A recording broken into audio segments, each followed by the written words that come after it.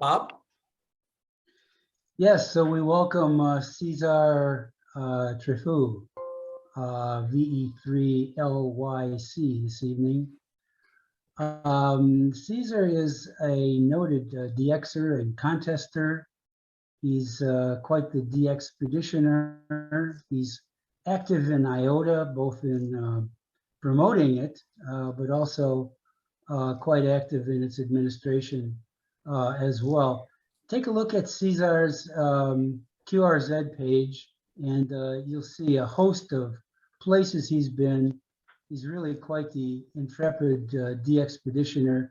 He's been to many challenging places, many things as a solo. One thing I've enjoyed, and you can find on his QRZ page, is his book, Dream Big and Dare to Fail. This is a good read. You know, I live a little vicariously here. I don't go on these DXpeditions, but I get a big kick out of them. And this is a very well written book in quite some detail about many of his most exciting DXpeditions, and it's beautifully illustrated with a color photo. So I'm really enjoying this, and I think we're going to enjoy Cezar's presentation tonight. Please go ahead. Good evening, everyone, and thank you very, very much. I'm really honored. Receiver. The time is 19 hours. Good evening. I'm quite honored to be here with you tonight, and without further ado, I'd like to just get going. So I'm gonna see if I can do this stuff as we tried it a few this afternoon, and you tell me if Stacy and Key, this is kind of a big thing. Okay, are we successful in seeing this or not? Yes. Okay, so you see the first slide, right? Yes. Yes. Okay, thank you very much. So I have, you know, during this pandemic time, I've been asked to make a number of presentations, and every single time it's very different. Probably made about 8 to 20 over the last couple of years. But this is for the first time that I'm making one. I'm giving a presentation on a title that was suggested by the hosts. So bear with me. I hope that you know, I'll be able to make it as hopefully entertaining as possible. But you know, any criticism will be welcome. So I did move to the second slide, and I hope you see it as well on your monitor. This is going to be only the first time the last time we're going to check on these things, but I want to know if you see the title, which is Interest in the Expeditions. Yes. Excellent. So I, after quite a few years of trying to hook up and to be part of some other expeditions, big ones, little ones, whatever, and I, you know, without success, unsuccessfully, I finally decided, it was in 2007, that I'm just going to try to get out there all by myself. And if it's not going to be too good, well, you know, we'll try to get it better at it eventually. But because of, you know, just one man or just very few, you know, teams of very few people, I kind of focused this expedition towards the IOTA program. That's the Islands on the Air, for those of you who may not be that familiar with this abbreviation. And in particular, I'm attracted to work, you know, to operate from as many as possible from the top 30. Now, given the fact that IOTA has at this time 11 and 36 counters, while the DXCC has 340, top 33 would be top 10 DXCC equivalent in terms of rarity for the program. It has nothing to do with anything else.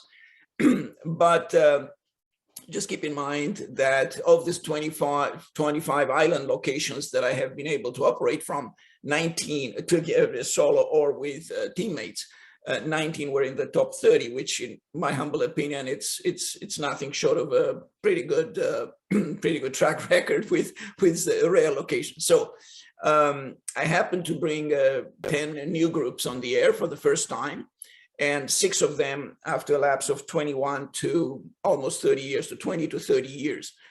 And a number of operations, as I said, had to be done solo for just doesn't seem to be a lot of enjoyment going up in the Arctic. People love a little more luxurious places.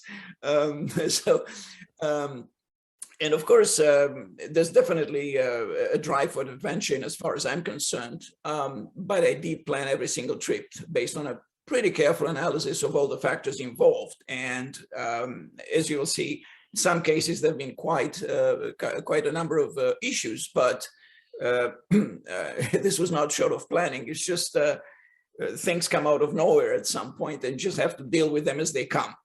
So as a general motto of my trips, I really enjoy the destination. Who doesn't? The specific digs that we're activating from, and the pileups and everything like that. But I'm actually thrilled by the journey. The number of people of different cultures, of different, just a phenomenal experience. Just planning and all this drive of being there. It's just probably thrills me in the end. So this is going to be the only slide that I'm going to mention about this IOTA program, but because I just happen to be the deputy general manager and also on the board of directors, and also because I mentioned about this IOTA, just going to give you a glimpse of what this is all about. So unlike the DXCC, which is pretty much based on the world political order, with a couple of exceptions, the IOTA offers a blend between that and the world geography, particularly the open sea islands. Okay, so it has a cap of 1,200 island groups. As I mentioned, only 1136 have been activated to date. They're about, I don't even want to mention, but many in Antarctica, which they're probably not going to be activated during my lifetime, but makes it thrill, and some people love that. And over the last several years, together with a couple of other, a few other guys, we have been able to finally move to the modern age and offer credits approved, not just by QSL cards, which was the traditional IOTA way, but also through QSO matching via Club Log and Log of the World, as well as the IOTA contest logs, which is kind of similar what the DXCC offers through Log of the World. But we also offer this through Club Log and through the IOTA contest logs, which are actually kept because the IOTA contest is administered by the RSGB. They are kept on their machines, and we just have access to them. So, and for anybody who wants to know more of this, there's an IOTA directory, which is a booklet, but we also have it online at www.iota.world-world.org. So these are the for you DXers, this is very easy to having also the call sign very easily to visualize the places where I have been privileged to travel to. As I said, some of them solo, but quite a few of them with partners. And today I'm going to focus not on all of them, but on most of those which are in the Arctic area, kind of northern Canada and Alaska, and down south at the southern edge of the planet in the Sub-antarctic area. And I'm going to include here LU6W, which is just off the coast of Patagonia, of the Chubut region, which is the kind of the core of Patagonia, Argentinian Patagonia. Now, that being said, do not imagine there've been a lot of problems and a lot of stress related to some of these other destinations, but that's not for tonight. So let's focus on these ones. I think that both myself and my partners have been blessed to be able to figure out, some of our adventures to make the cover of QST, It doesn't, to have 5 of these, it's a phenomenal privilege, and I'm absolutely in awe for that. And as I said, this should not just be seen as a feat of the activator. I think it's a feat of the acceptance of the IOTA program, and it's certainly a thank you to everyone who was part of these journeys. And this is the book that I mentioned, that Bob mentioned a little bit earlier. At this point in time, it's been requested, it's been sold, it's sold out. I had actually 3 runs, and there've been orders from 52 DXCCs. But I do intend eventually to print another run.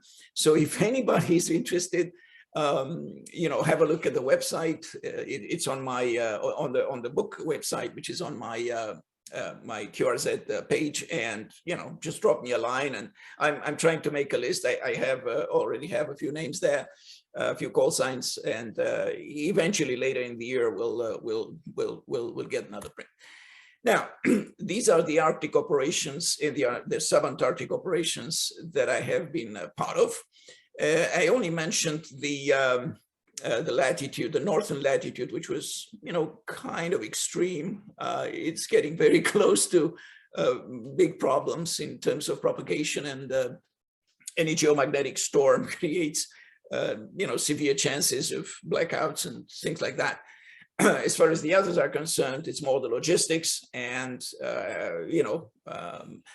the unknown, and each and every single operation was very different. Each and every single operation had its own particulars and peculiarities. And what I'm going to try to summarize here is just some general challenges with regard to this operation. So we're talking about remote and uninhabited locations, and they do demand complex logistics because there isn't actually, they're not touristic routes there. They're not, flights that go on a regular basis. So the transportation per se will have to incur in the Arctic, will have to be done using 1 or 2 two-engine small planes, planes that can land on rough terrain by deflating the tires when they approach landing. So, I've seen the guys, they can actually land in probably 35 meters, which is, so 100 feet, which is just a phenomenal, a skill. Or helicopters. In Canada, there would be light helicopters. In the States, there could be pretty large helicopters. That has a lot of, has something to say in regard to what you can take with you in terms of weights. And then boats. The power boats are pretty rudimentary up there, particularly in Nunavut. People don't venture at such distances, such large distances required for bringing some of the islands on the air, and so it is difficult. They don't. That's what they have. Okay. Otherwise, or additionally, it may involve ATVs or snowmobiles. And whereas in the sub-Antarctic region, there'll have to be sailboats and zodiacs, usually with experienced crews, so to keep everyone out of trouble. In the Arctic, very often emergency exit it's impossible, because if area gets foggy, if there's one of a sudden it's a warm air current coming in. There will be very difficult to get out of there. So you have to wait, sometimes days. Traveling in the Arctic, I waited twice 7 days for my exit, and once 5 days to get in. So there's always a need for experienced guides or people who know what to do in these environments in order to help you hankering down and make sure that they are also taking care of any encounters with wildlife. They have to install their fences and provide around-the-clock surveillance, because animals will come in any time, and we're very low on the food chain compared to them without those weapons. So now, to reduce the polar bear encounters, Arctic expedition can obviously be done in winter.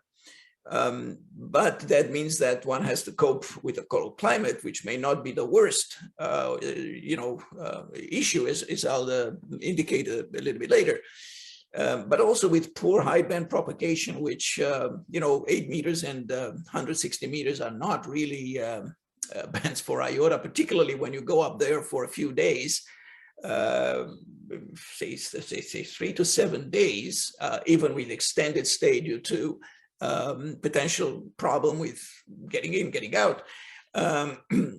You want to work as many stations as possible. You want to work stations from as many regions of the world, as many continents as possible. So the high band is necessary. So often you can use high power. You don't have very, very powerful antennas. So very good antennas. So that is an issue. Now, the southern expeditions obviously should be carried out in the austral summer, but even then storms can occur pretty quickly and they can last for several days. So there has to be also allocation and a time allocation for those. In my case, and in the case of very small teams, with all these weight problems related to transportation, particularly in the Arctic, having a quick deployment and shutdown would require light equipment, in my opinion, and as much as possible with spares. Even if the equipment is simple, the antennas are simple, and you can eventually repair them.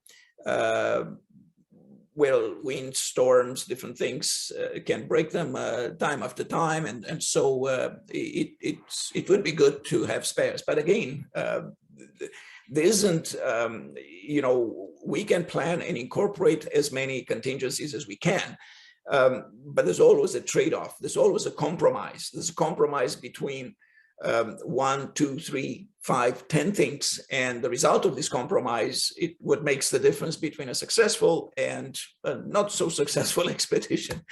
Now, as far as the special challenges or particular challenges, and I'm gonna, from now on, this is the last boring slide.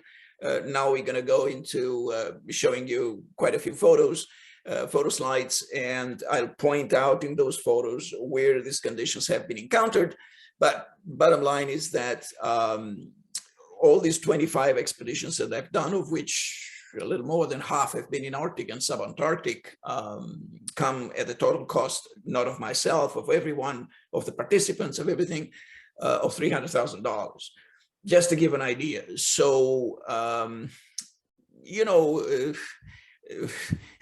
going up there even solo, if there were expeditions on Melville Island, for instance, which is the northwestern, the furthest northwest island of Canada, at a cost of $22,000 US, it's expensive. So this is relative. But important is that money doesn't always buy a solution, because you need guides, and guides will not necessarily grow to do things that they may consider you doing for fun, but it's not fun for them. And they have to have some other interest. Money itself, it's not always gonna be successful. I mentioned about the lightweight on helicopter transports, long delays potentially due to fog.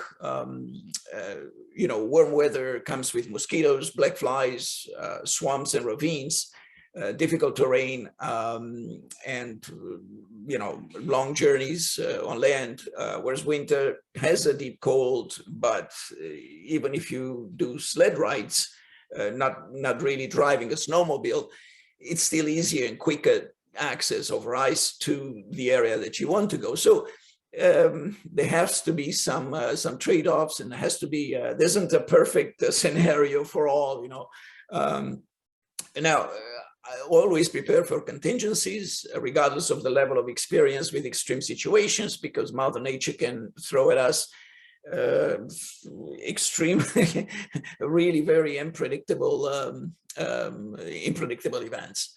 And when things go off script, generally we have to act quickly, but never panic. And just as important as being physically fit, we need to be inventive, we need to be resourceful, and we need to be perseverant, because we're there to do a particular job, even if it's part of a hobby, and we want to do it, and we are determined to finalize it successfully. And a note for those who may want to venture there in winter: work hard, work very hard, but avoid sweating. This is something that will create serious problems. So make sure that what you wear is such that avoids sweating, which is could lead to severe physical issues, medical problems. Now, when part of the group, I don't know, I used to say, I still say this, but I didn't write it here: act like the Marines, do care for others, because your chance of survival would depend on the team. So, and that's true, not just, even when you go solo, you will not be alone. You will have some guides, some other people, that will help out, and you have to be, they will be part of the team, and you have to be one of the team and one with the team. Now, going up north, as I mentioned this summer, if you go in land anywhere in lower latitude, Labrador, you will see some of the trucks that would have this symbol, this plate. It will get your blood going. Well, that's Labrador, and what a warning it was, because I don't think I've ever been bitten by mosquitoes and black flies in central and northern Labrador as bad as I've been in this trip. So now we're very far in northern Labrador, just off the coast of Labrador, and we're trying, if you see my pointer, we're trying to land with a helicopter right next to this little lake here, which seemed to be giving us a good position.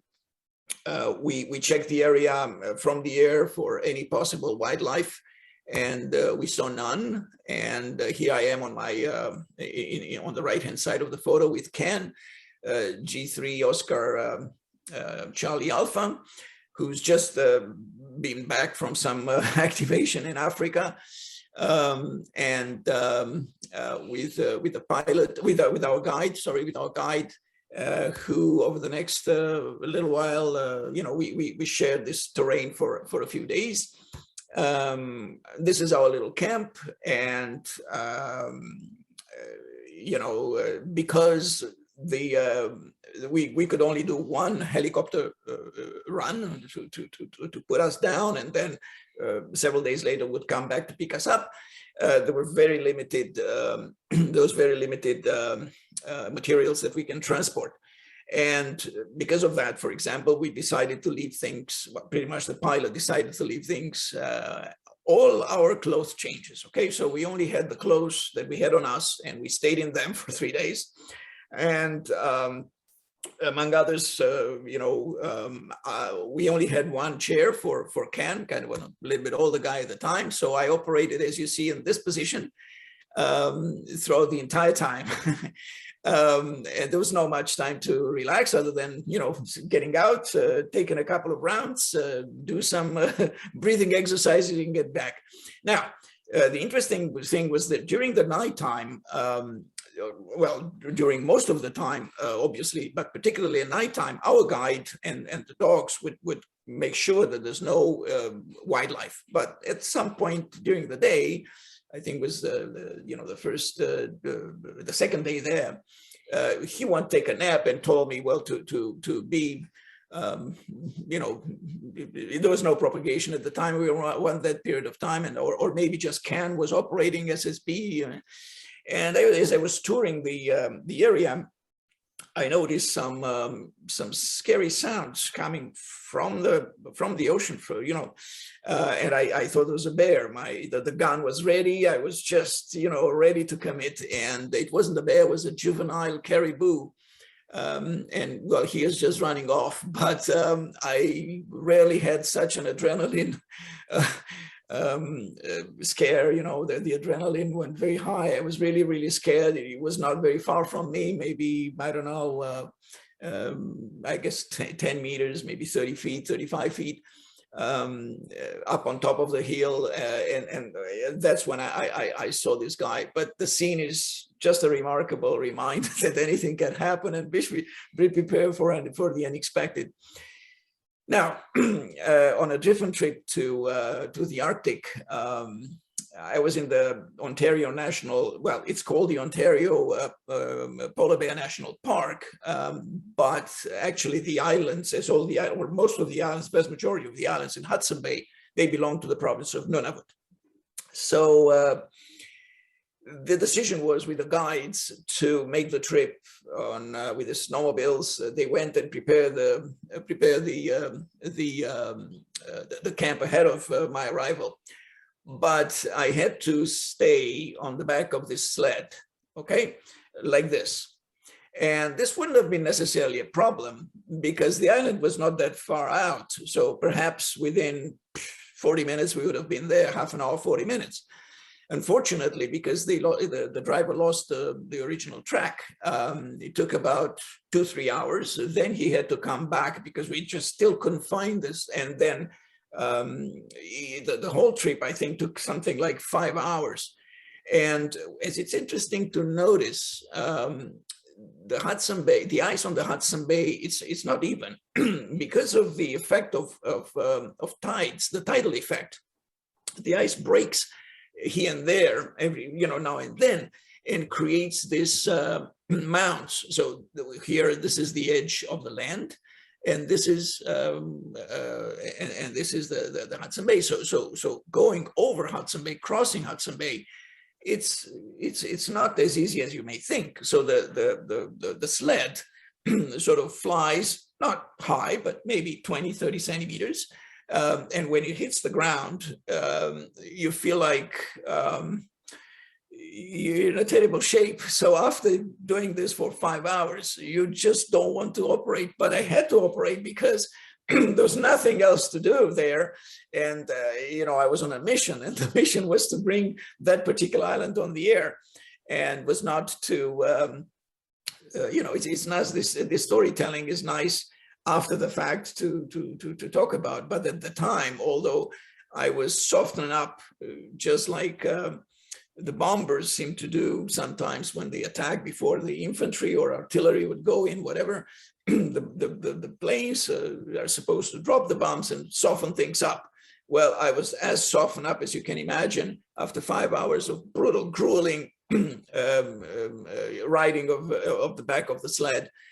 But I was, eventually I was there. So now here's where we stopped, because you can see these paws, which, the guides indicated to me that they are those of a polar bear, just crossing, or, us crossing his track. So very much have to be very careful. Although polar bears in this season were supposed to be further up north. Well, maybe an old guy, an old one, maybe a sick guy was still around. They got to be careful about it. Now, this is the camp. As I said, the camp was set up prior to my arrival. This is the, well, you can see the antenna has, it's a multi-band vertical, about 11 meters, about 33, 35 feet tall. And it has about 45 millimeters at the base, just a telescopic pole. And it's tuned through manufacturing so that you don't need an antenna tuner. That allows me to go with a very small equipment, and maybe it's not such a big problem in this particular trip, but in some other trips where weight is definitely important. Well, an antenna tuner, it's another, I have one here. It could be another kilogram, another couple of kilograms, but it's not just that.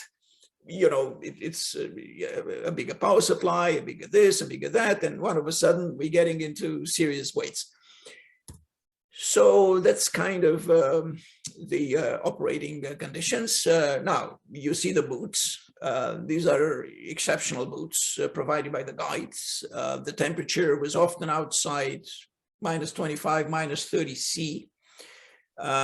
We did have a heater, but the heater was enough to just not freeze. So this is maybe more of a photo opportunity where I had my hands free, but I used to wear something because it was awfully cold at night. Now, a different location, also Hudson Bay, different time of the year. We're trying to go for, just like the previous trip, we're going for a new IOTA for something that's never been activated, an island that's never been, which is part of a group that's never been activated. Now, this is a 24-foot boat. It's supposed to go about, 180 miles in the Hudson Bay, which is pretty rough ocean. And these are the guys whom I went with. I'm not going to tell you the names, you won't retain them, but I'll tell you that this gentleman here, whose name is Kalingu, he was the guy who pretty much saved our souls. About 30 miles, maybe 40 miles out of before hitting the island, before reaching the island, we lost the engine. And the small little engine of 5 horsepower was installed. So we were just crawling to the island. This is how the island was seen. And it took us hours and hours and hours. I don't remember now, but like 8 hours to get there, or some ridiculous amount of time. Finally, in the daylight, after a lot of adventures that night, when we were close to sinking, where we had to move heavy batteries, and the acid fell on us without us realizing that's acid, because it was also raining. We finally got into this desert location on Gilmore Island. This is a very nice bay, but unfortunately, there's a lot of silt pretty much everywhere. So we couldn't advance too far. We had to move at night back into this position. After which a little bit of a storm started, so we had quite a bit of a wind, but everything went well and operated from 2-3 days. We tried to fix, Kalingu tried to fix the engine, and apparently he succeeded to fix it. At least that's what he thought. Last day, we had the surprise just across the bay from us. It's about 300 meters. To see one of a superb polar bear, just a phenomenally beautiful animal, who started to cross towards us. And at some point, the guys scared him off, and he ran away. They didn't want to sacrifice him because there was no time. There was another storm coming in, and we had to go out. So they were not into just killing the beast and just leaving things there. So they let him leave, and in the middle of they kind of called me to see the polar bear. There's several times. I was working the Japanese pileup, so at some point it was Kalingu who just removed the tent and took it over and did this photo, which is actually the photo on the cover of my book. So it's an absolutely genuine photo. This is no stage. Some other photos may be staged, but this is it's a non-staged photo. And as you see, I have sweatpants because all my jeans and other clothes I had were consumed by acid. And I didn't realize that. It was just something that happened, and we were close to the boat starting taking water, and it's a very long story, which it's in the book, but I'm not gonna mention in detail. Bottom line is that there were some problems with the boat. We didn't know that there were problems with the boat. So the boat went fine and we arrived, but just off the coast of the island, the boat virtually, was sinking. And in the effort to you know, to manage the situation. Everybody did what we had to do. There was no panic. Everybody worked very hard to ensure that we all are safe. But there's a cost, and the cost was that it was very cold in these sweatpants, by the way. So that's the cost of that problem. But everybody was very happy. We managed to do what we wanted to do, and you know, the natives decided to call this point, which is just getting out of that beautiful bay on the way towards the mainland Canada. So they decided to call it the Caesar's Point. And this was the distance where the engine failed again.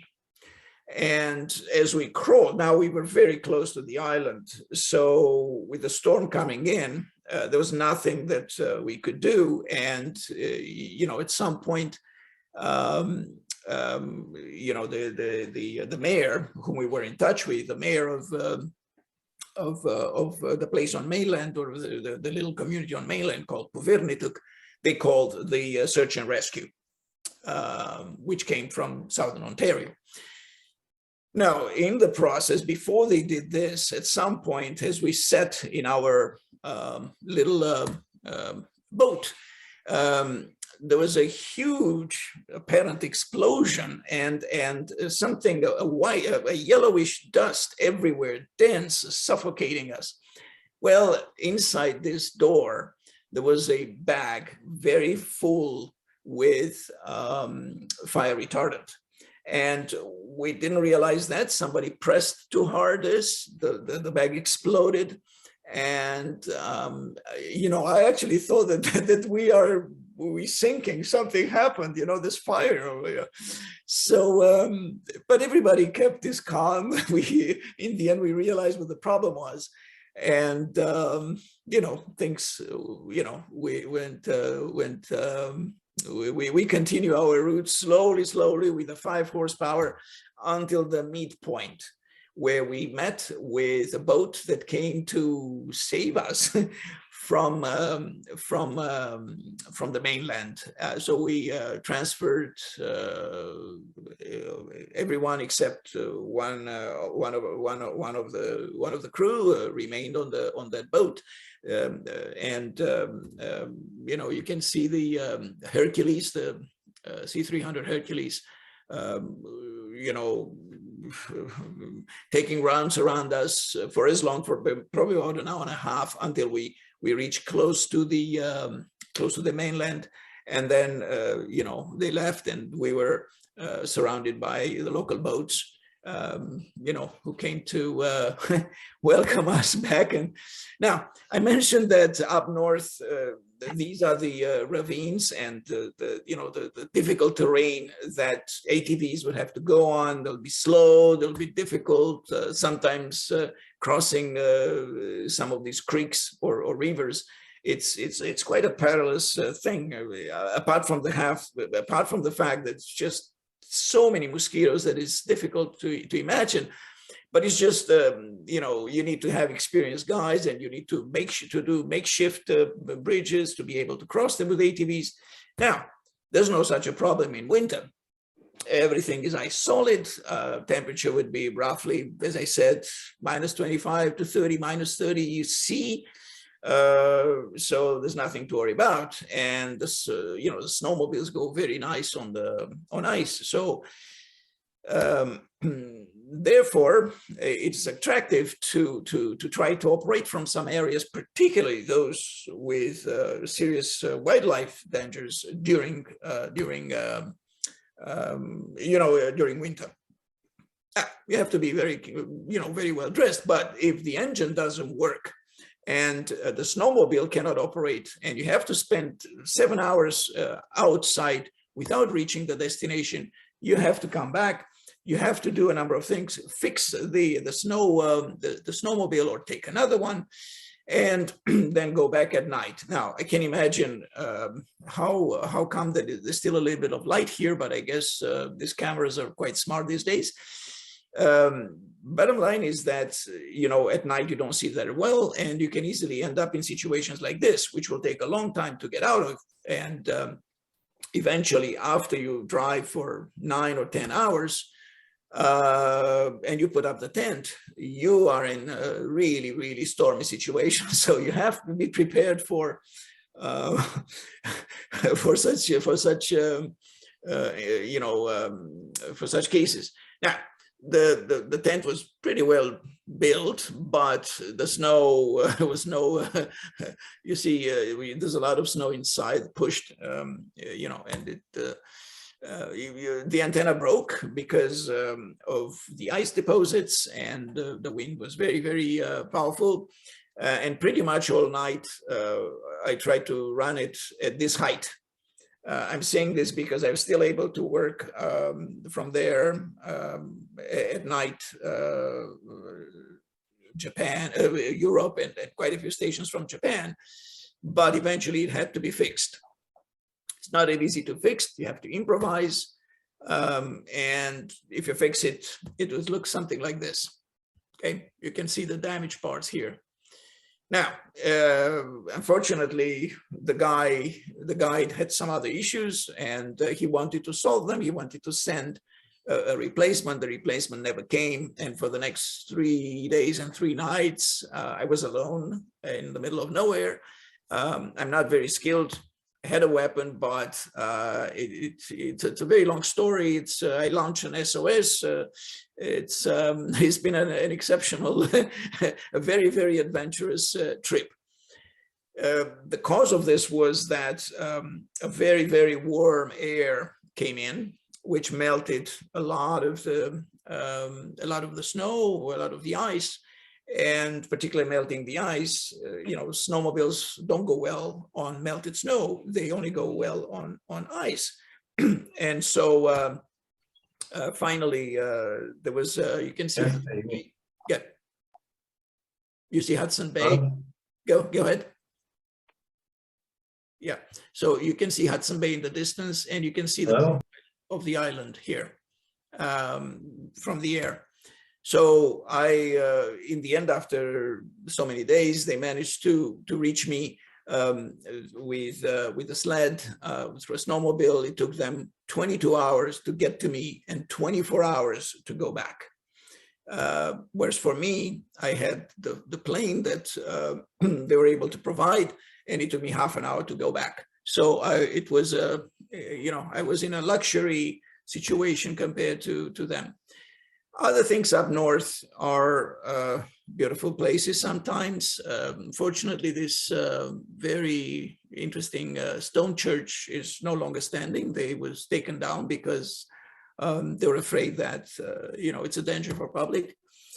But you can operate from places where this was roughly about 74 degrees latitude north latitude, and about a day into the operation, I got a major geomagnetic storm, a major you know, charged particles stream from the sun, and I just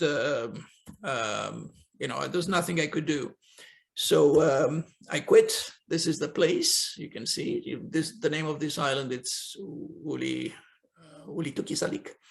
And 3 days later, in Yellowknife, I was trying to operate from this little island, Latham Island, and unfortunately, there was no propagation. Usually when we go in trips in the Arctic, we try to allocate a few more days. Unfortunately, it took me a long time to be able to find everything I needed to get to the island, and this was a rather unfortunate event. Now, going south, this is the Dientes de Navarino, seen from the from Puerto Williams, which is on Navarino Island, and going down south towards this island, which is named Herschel. It's about 10 kilometers from Cape Horn, north. And you can see our camps. This is the safety refuge, the emergency refuge in case something happens. And this is the lots of boats on the way to Antarctica. I like to spend a little bit of time here. Just in this particular case, a storm was coming in. A storm that was measured with winds up to 160 kilometers per hour at Cape Horn, which is, as I said, about 10 kilometers from us, but it's south, and there's a plateau that probably made it that we didn't have more than, I don't know, 80 to 100 kilometers an hour. And this is my very good friend, Johan, PA3EXX, who joined me in this interesting adventure. And we were trying to organize shifts, sometimes eating hot meals on the boat, but it was not always possible. And this is one of the hot meals served a long time after that by our French skipper in the tradition, in the very good French tradition. So leaving this place, we trying to head for the big adventure of Diego Ramirez, which is an archipelago in the Drake Strait, approximately 100 miles or a little bit less than 100 miles southwest from Cape Horn. And there's a small Navy detachment here. And as you see, el lugar más austral del continente, the southernmost point of South America.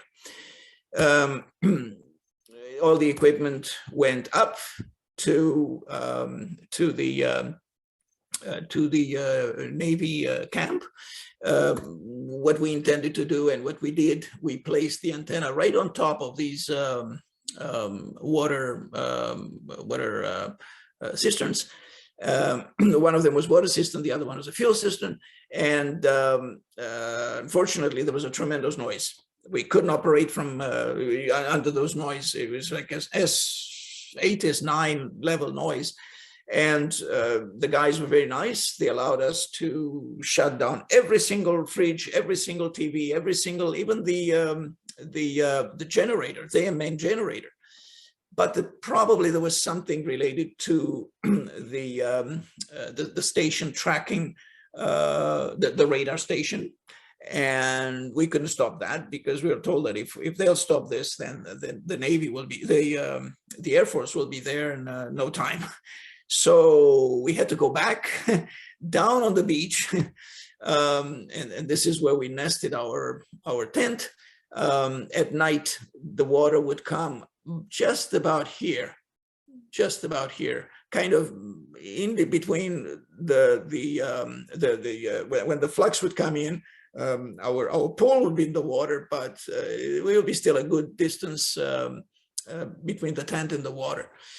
Now, this is what we've seen there, but we were told that, by the way, when we went into this trip, we were told by the, this is the other interesting, title of the book, Dream High and Dare to Fail, or Dream Big and Dare to Fail. We were told there's 20% to 25% chance to be able to land. Why? Because this is the bad time. We haven't been there in bad time, which is, it's impossible to do anything there. The Navy uses helicopter rides from their big ships to, and probably not in this crazy weather.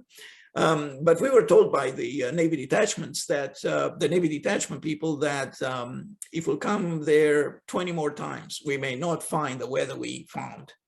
And this is some of the beauties there.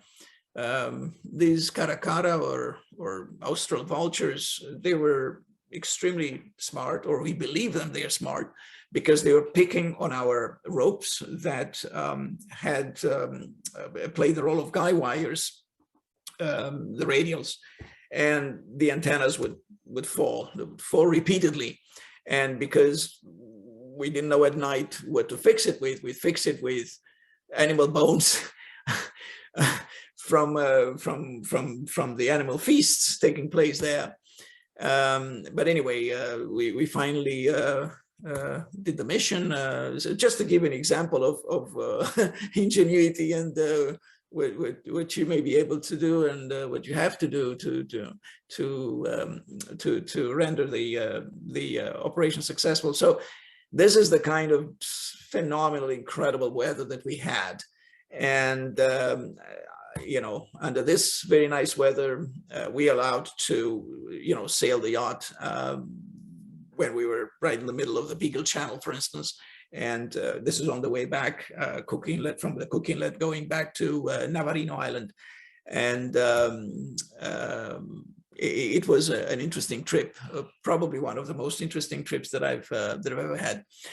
But perhaps the most, the craziest trips, the craziest trip we had was this one off the coast of Patagonia, Escondida Island. This is the camp, and the island, it's somewhere, you can't really see it in this photo, but it's about 5 kilometers out there. And it is impossible. This is the island. It's impossible to land anywhere, to anchor the boat anywhere. So we had the only chance was to swim to the island. It's not the first time we did this, but this was in the rather cold, very cold climate. And, you know, there's a lot of sea lions just waiting for you. And it was the breeding season. But finally, with a lot of adventure and a lot of, you know, with some people who got hurt in the process, luckily none of the operators. You can see here we landed, you know, we were able to bring our equipment and finally start the operation. We lost in the process transceivers, laptops. It's a long story, but we made it first at some point to the island, but we had to leave the island on an emergency situation, and all the equipment that we had, eyeglasses and all sorts of other things, were lost because we couldn't anchor them, we couldn't fix them, and there was no way. We didn't have a boat as strong, as powerful as the one that took us there to retrieve them, to carry them back. So anyway, but we had some spares. We left some spares. We operated with the spares.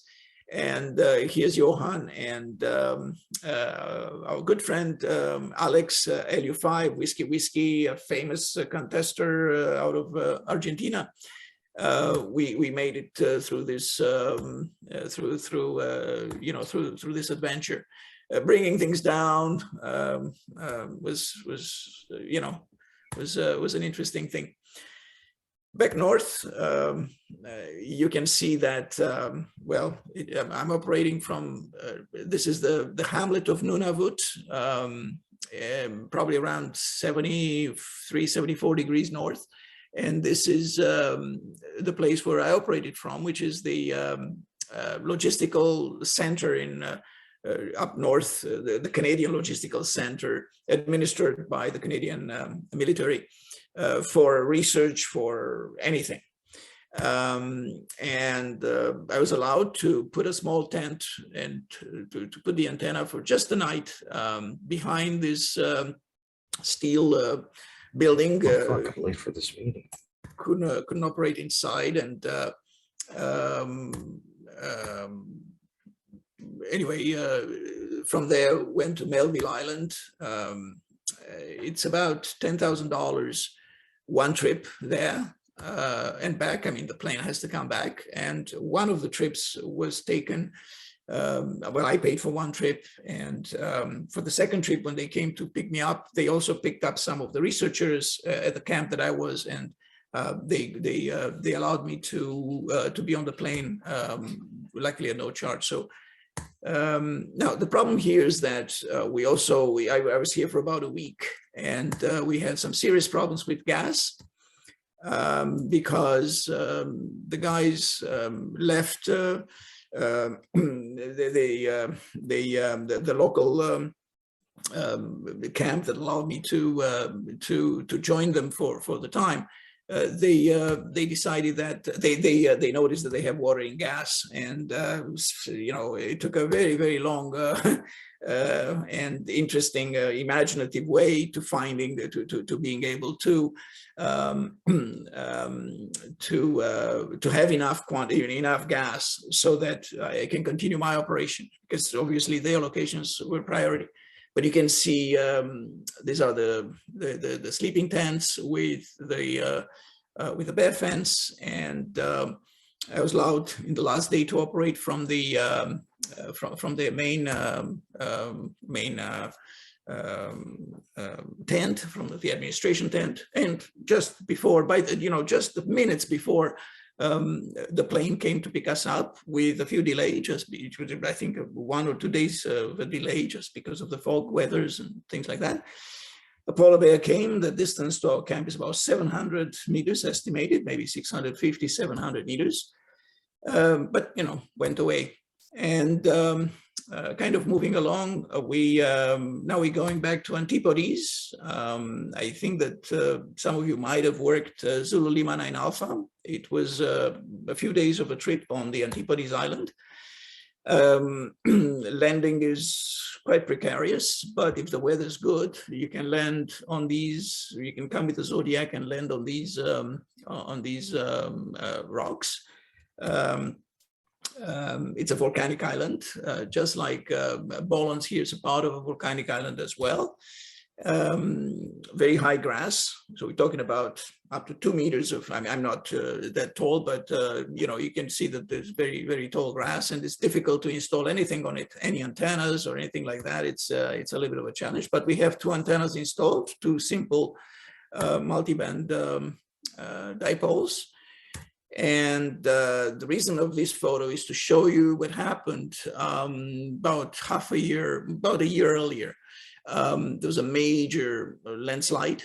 All this area came down and destroyed or moved around and destroyed the lab, which is an important piece of where they had important pieces of equipment that they had to be restored, and so on and so forth. So we're operating from what's called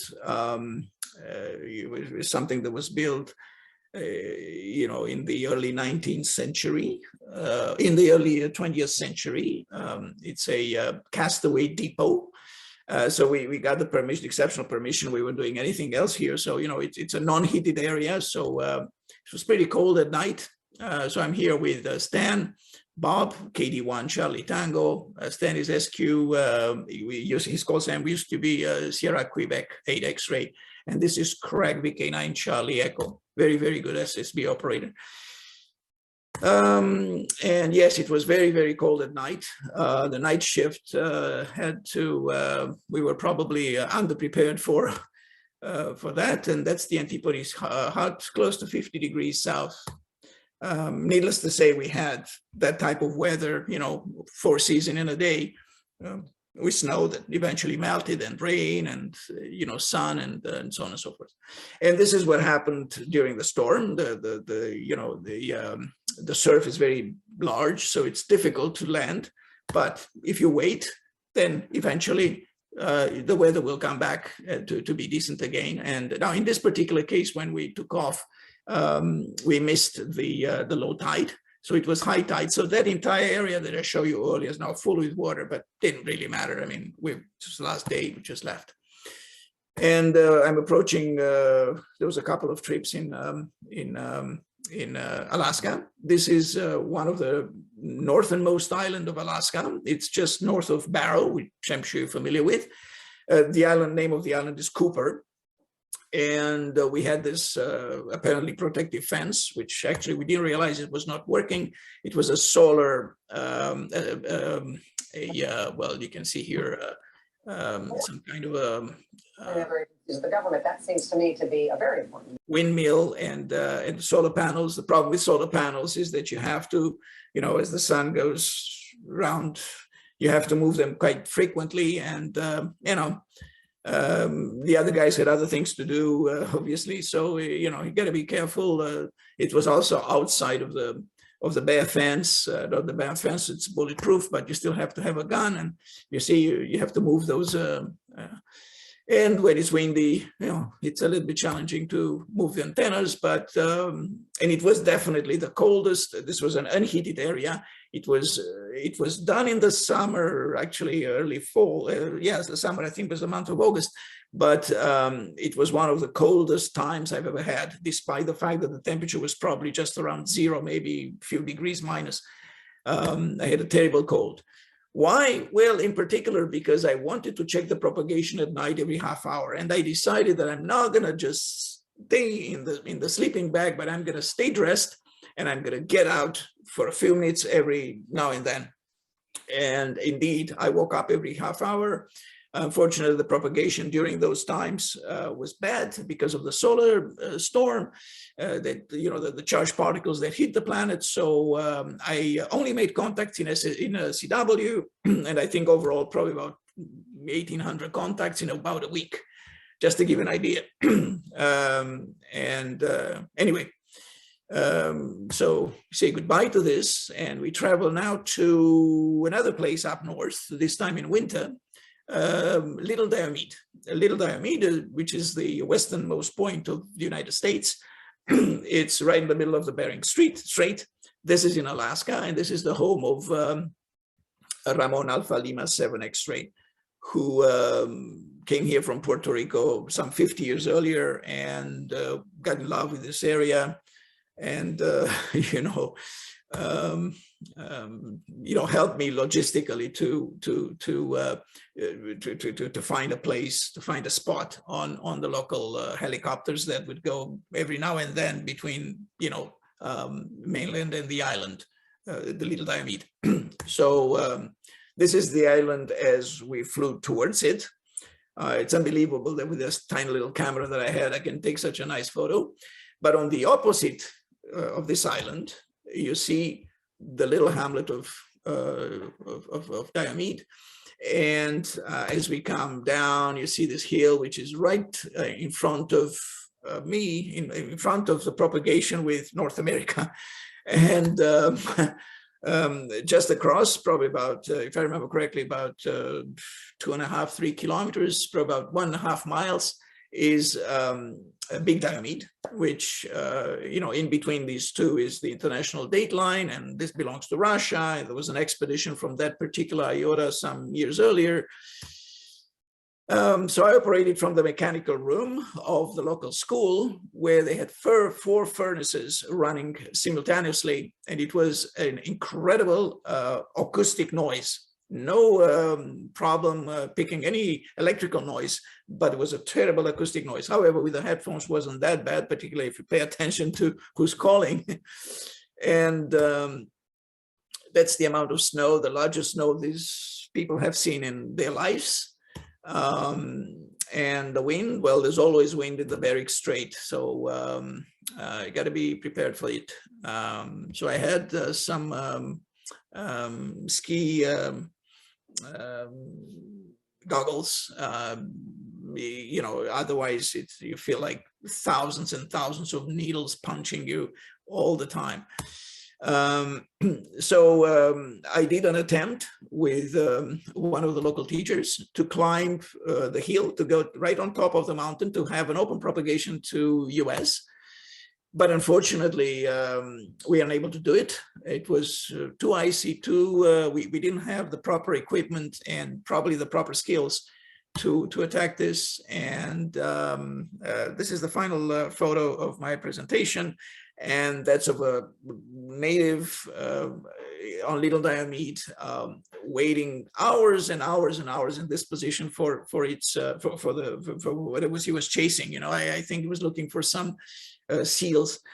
I think I included this in one of my articles, it's probably even in the book, because it looks so familiar to DXing. Not just for the DXing on 6 meters, where we can wait for days and days to have propagation, but for DXing in general, looking for propagation to get the DX. So chasing and DXing seem to be quite, friends, I guess. These were the main sponsors of all these operations that I mentioned. There are other sponsors of other operations, but I'm mentioning these guys: German DX Foundation, Island Radio Expedition Foundation, and the rest. I think you're very, the IRIF is dedicated to IOTA operations, but the rest I'm sure familiar with. And IT9EJW, it's the guy who printed the QSL cards, and I'm most thankful for his work, artwork, and everything else. And in case of Zulu Lima 9 Alpha, and in case of a few other operations, there were a few other sponsors. These guys also sponsored other activities, but the rest of them are largely those who gave us support for the Zulu Lima 9 Alpha, which was, you know, for an IOTA operation, about $52,000 altogether. So it was quite a serious expedition for us. And last but not least, I want to mention my teammates in alphabetical order, and a number of other people to whom I owe a lot for their technical and logistical support, you know, helping me out in certain situations and addressing a lot of questions that I had at times. And as far as the financial support, the number of people that I couldn't, I have to mention, you know, and there are hundreds others whom, you know, I wouldn't be abusing too much probably of your patience, but they are listed in all sorts of publication on the QSL cards, and, you know, myself and the other operators are indebted to them for their sponsorship. Overall, I think that, you know, we probably received a little over about 50% of all these costs associated with these projects were through individual or group sponsorship, and we are most thankful for that. So this is where I'm ending my very long presentation, which, well, I intended to be about 55 minutes, but I think because I want to leave you some time for some questions, but you know, it's if anybody is interested in you know, some more information about the true adventures and the difficulties associated with this, again, I don't want to sound like you know, a broken record, but there's some articles that I published, and there's also this book that is out there. So just let me know and we'll see what we can do. Thank you very, very much for your attention and, you know, patience with me. But if you have some questions, I'll be more than happy to address them to the best of my abilities. Cesar, first, let me just say on behalf of the club and all of our guests, thank you very much. I think we often don't stop and think just what goes into all the work on the other side of that QSO. And this really brought that to life. So thank you very much. You're quite welcome. I think that I myself may not have had as much input into that when I was much younger, and you know, over the years, just angry that the operator that doesn't come back to me. I've been calling for so long, you know. But I recently had I don't know, a little bit of an encounter. There was one operator, I think Zulu Sierra 7 Alpha November Fox, was operating from a small South African base. There was a Russian operator, as you might know, Romeo 1 Alpha November Fox. And I was copying him. This was probably at the end of January, early February, and I was copying him, you know, 5'9", was just solid on my beam, on my, you know, beautiful, you know, step IR. And I was calling him with, you know, probably about 500 watts, 450 watts, and it just couldn't copy a thing. And well, then I realized that actually the guy is running 100 watts through a vertical. And I have been running 100 watts through vertical from, well, not from the south, from Antarctica, but from the Arctic.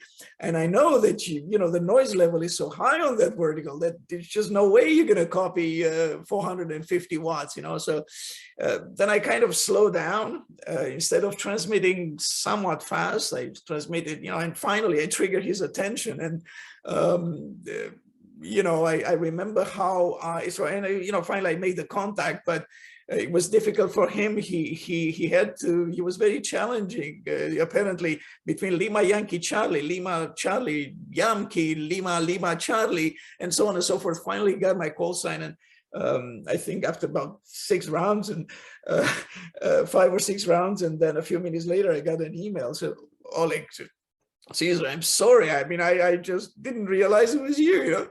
I worked him so many times before, but then I realized that some people must have had the same problem with my poor signals.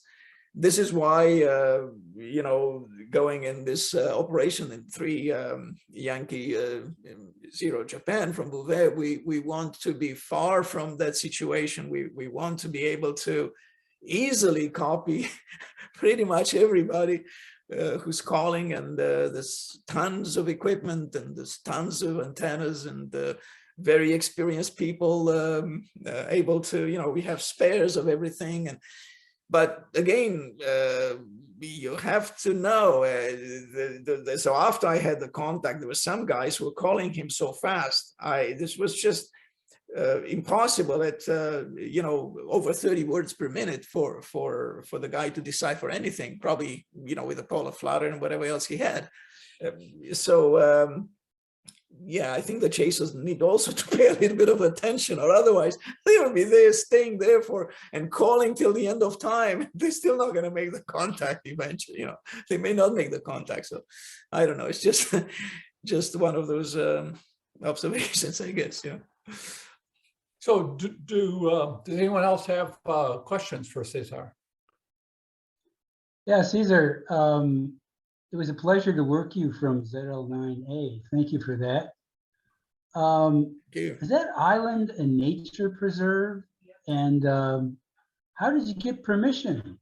Well, to operate from there? In short words, there's only Lima 9 Alpha. So they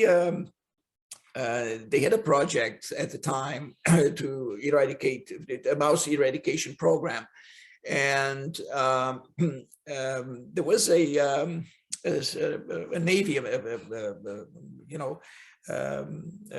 New Zealand military, New Zealand Navy boat that was supposed to take them for this particular trip, because they had to repair their lab, and they also had to make some provisions for the landing pads for the helicopter to start doing this about half a year later. And unfortunately, this boat, New Zealand boat, was assigned a different mission, a cyclone relief in Fiji. And at the time, I was involved in close conversations for, I don't know, about 3 years, probably 7 overall, but 3 with these particular researchers from the Department of Conservation. And, at the time, miracle happened, just like the 6 meters open to Japan. They said, well, listen, there might be a possibility, but instead of taking that little boat, that would allow you 4 guys to get there, you 4 guys to get there. Would you mind getting a bigger boat? Because we're going to have 10 people and 3 tons of equipment that we want to bring there. The equipment meaning, provisions, cement, all sorts of other things. And I said, well, how much would that cost? So we spoke about this, and in the end, we reached a deal, which was pulling resources together to ensure that everybody gets what he wants out of it. And I guess at the time we got our project because of the strict provisions from the Department of Conservation to go against all this kind of stuff. the board of directors of the Department of Conservation had to take a vote. And believe it or not, we won, or the project won 5-4.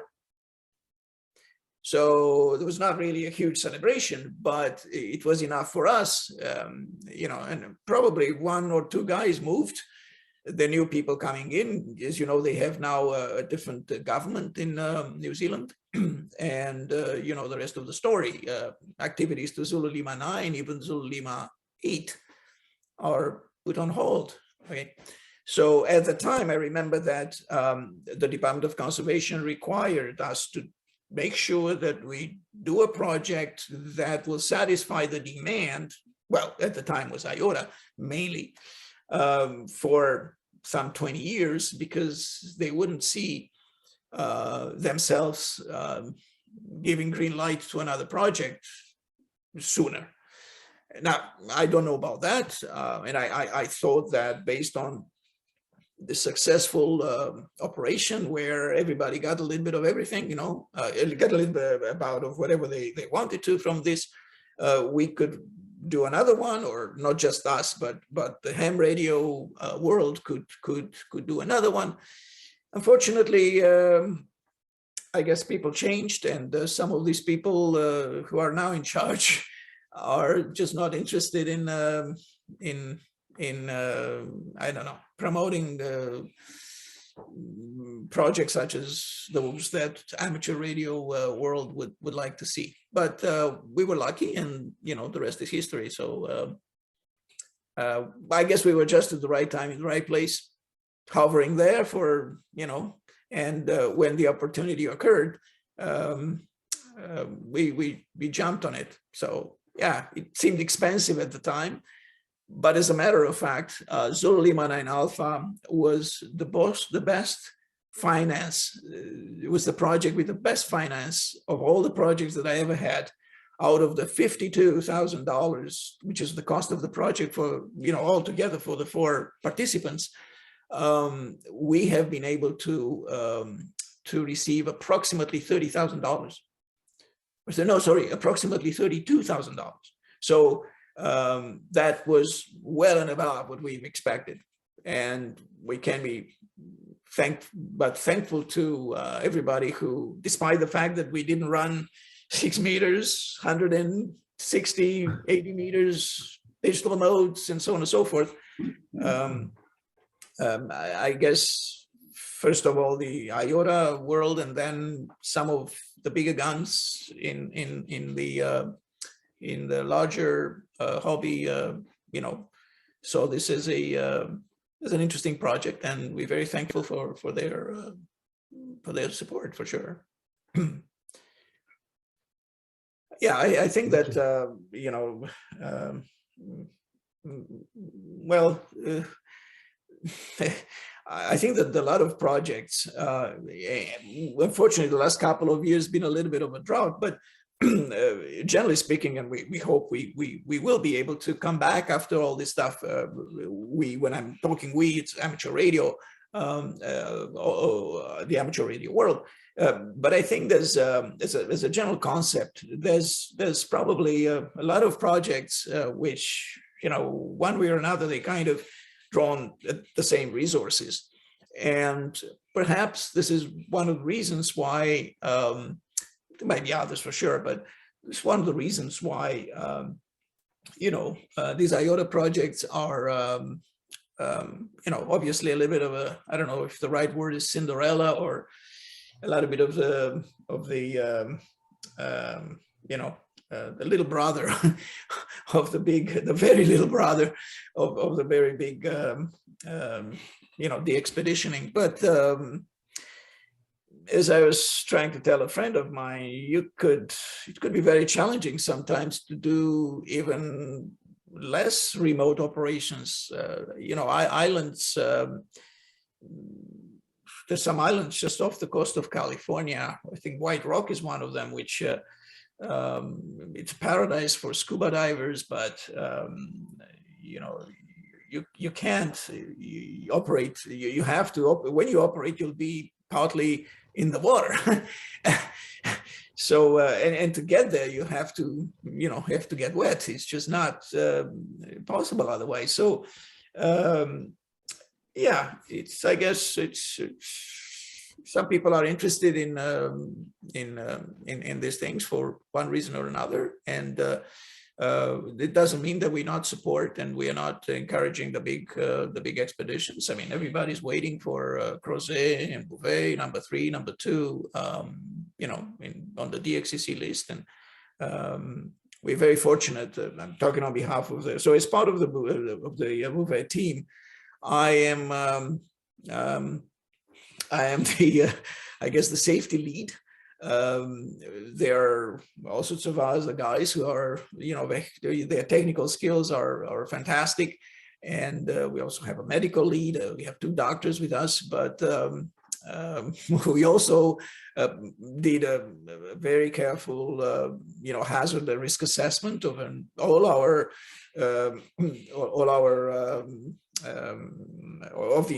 of every single little part of our operation, and we try to build a lot of contingencies to make sure that we'll come back safe and sound, and meanwhile we'll be able to operate with a lot of these intended equipment and stations, and everybody will be happy. So we received a tremendous amount of support from the community.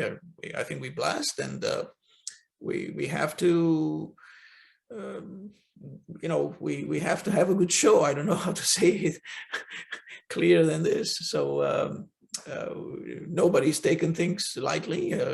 There's been a tremendous effort so far to put all these pieces together, but still ways to go. And I've also been working myself on scheduling all these Zodiac transports, what every single Zodiac transport will have, in order to make sure that, and how everything is coded, so that it would take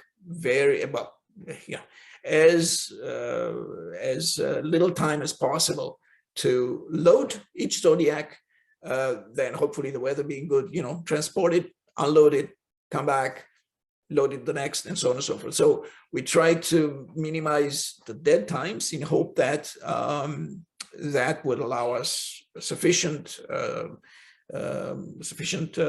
time to allow us to be effective. That's the bottom line. Allow us to be effective. So that's what we're trying to achieve. Okay. So ultimately, all the final decisions regarding landing conditions, like whether this is the right time and this or that, will be taken by the team leaders. But everybody who is involved in his area of let's say care, will try to do its best, ensuring that we have analyzed, we've tested, we know that we've done everything that could possibly humanly be done, let's put it this way. And then, well, Mother Nature is going to have to run its course. But I think that, so, I think we'll be successful, and I think that it will be a great show. That's what I think. So, yeah, I'm very sorry if this was a little bit too long, but I just wanted to take you a little bit through some of these, some of the problems, some of the uncertainties, and some of the sometimes perils of some of these operations. So I see Richmond is here, the Echo Lima to Bravo Golf, and a couple of years ago or so, there was a new IOTA activated. I mean, the IOTA has been there for ages, but there's nobody who really ventured to put that IOTA on the air in Liberia. And they had some attempts, some of them failed, but the guys persisted, they returned, and finally that was a successful operation. So yeah, it's surely it's not as expensive overall as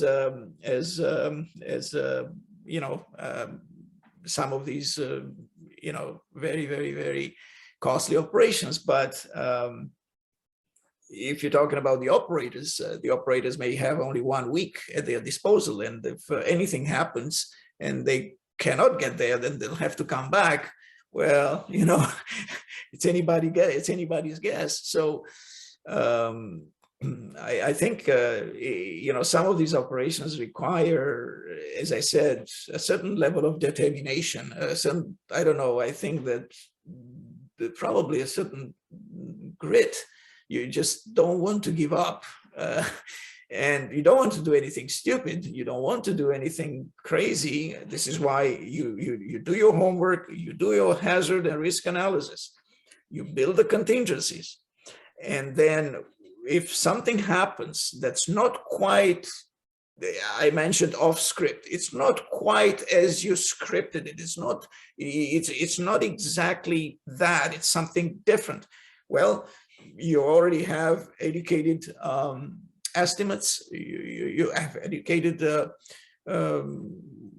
know, you've done your analysis, and then you're so much, I think, better off. You'll be calmer, and you'll be more more inclined to be confident that that you can manage that. But of course, you know, you have to have a team that you can rely upon. And the team doesn't necessarily include the operators. It's all those logistical personnel.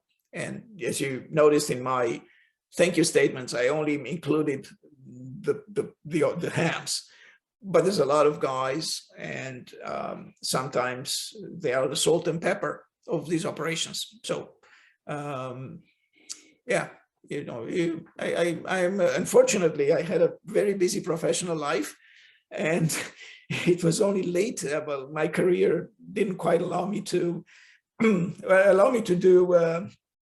to chase the X's, or I took time to chase the X's, but it was quite ambitious, and it was quite demanding what I was trying to do in a professional life. And it's only later in life that I've been able to finally, you know, be part of, I guess, expeditions. And if you know, I wished it would be earlier, but I'm trying to take the advantage of whatever there's still left in me, and to hopefully bring a few more on the air. And you know, well,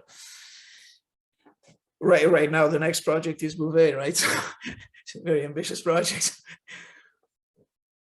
So yeah.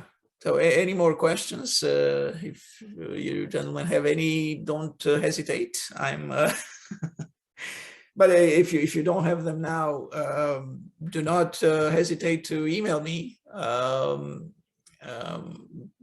Yeah, so somebody mentioned here that the mosquitoes would be enough to, yeah, this is Peter V7 Papa Sierra. Right, I hate mosquitoes, and as a matter of fact, worse than the mosquitoes were the black flies. The black flies managed somehow. I had some had nests, but they managed somehow to get inside. And I don't remember if it was when I was at sleep or operating or whatever. Usually when I go in these small operations, I hardly sleep, because I just feel that I'm not going to be there for long. And, you know, if I sleep an hour, well, that's a couple of 100 stations. They're not going to make it, or maybe 150 or more or less, depending on the propagation conditions. So, but well, anyway, the story goes that somehow I got some bites. These black flies bite me terribly, and I had to wear sunglasses for 3 weeks.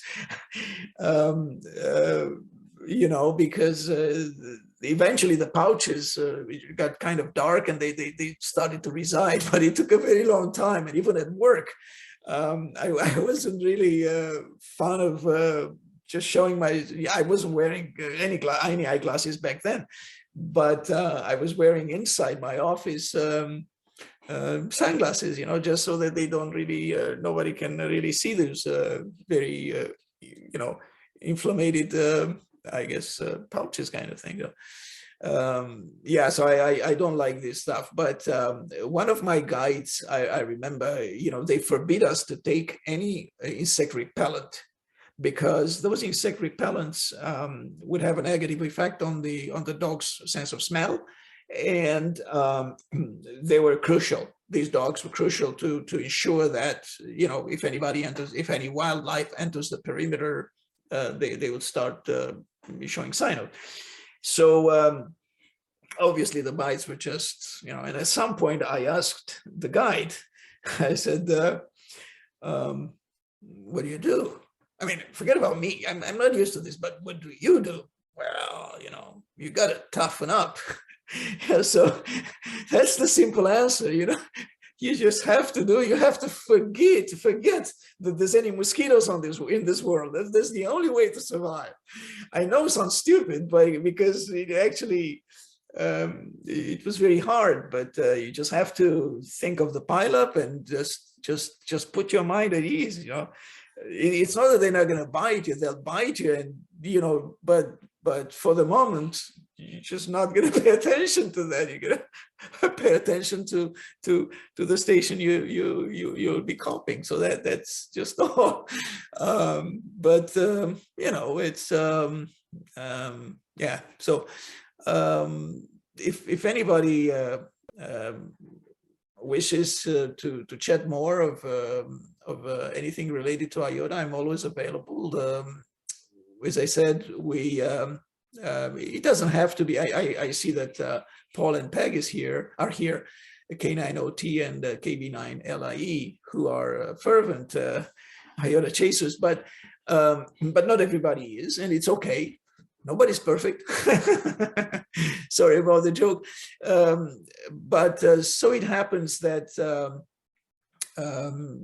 you know, we are trying, all of us, to recover after a couple of years, it looks like almost 3 now, of pretty much, you know, going down on these expeditions and interest in organizing very, very interesting operations.